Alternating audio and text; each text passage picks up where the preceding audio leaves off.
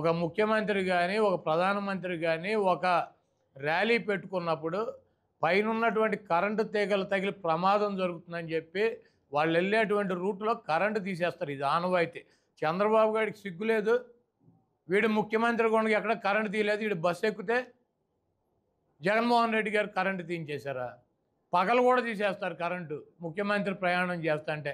ఒక బస్సు మీద ఎక్కి పైన ఎక్కి చేతులు ఊపుతా నమస్కారాలు పెడతా ప్రయాణం చేస్తే పైన ఉన్నటువంటి కరెంటు తీగలు తగులుతాయేమో, ఎవడొకటి బస్సు మీద ఇంకో నలుగురు నిలబడి ఉంటారు, చేతులు ఎత్తితే ఎవడికన్నా షాక్ కొడుతుందని చెప్పి ఇది ఆనవాయితీగా. ప్రైమ్ మినిస్టర్ వెళ్తున్నా కూడా కరెంటు తీసేస్తారు, ముఖ్యమంత్రి వెళ్తున్నా కూడా కరెంటు తీసేస్తారు, పైన వెళ్ళి ఓపెన్ టాపులో తిరుగుతుంటే.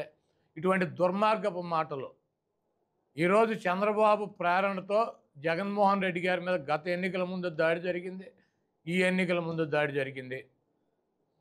జగన్మోహన్ రెడ్డి గారిని రాజకీయంగా ఎదుర్కోలేక ఆయన్ని అంతమొందించాలన్నటువంటి ప్రయత్నం అయితే జరుగుతుంది. ఆయనకి బ్లాక్ క్యాట్ సెక్యూరిటీ ఇవ్వాల్సిందే, పనికి మాలినటువంటి వెధవలకు ఇస్తున్నారు.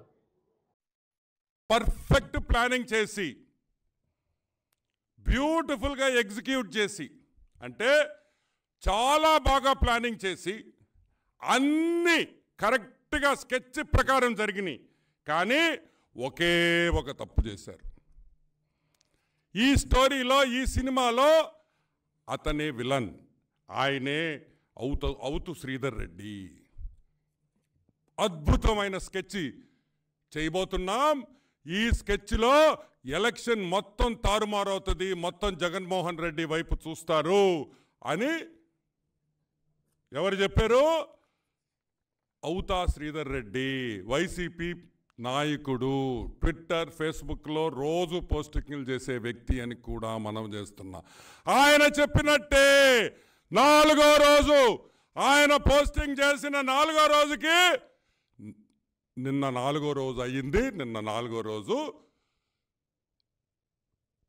కోడికత్తి 2, బెజవాడ రాయ 1, ఈ బెజవాడ రాయ స్కెచ్, ఈ బెజవాడ రాయితో హత్యా ప్రయత్నం చేశారు.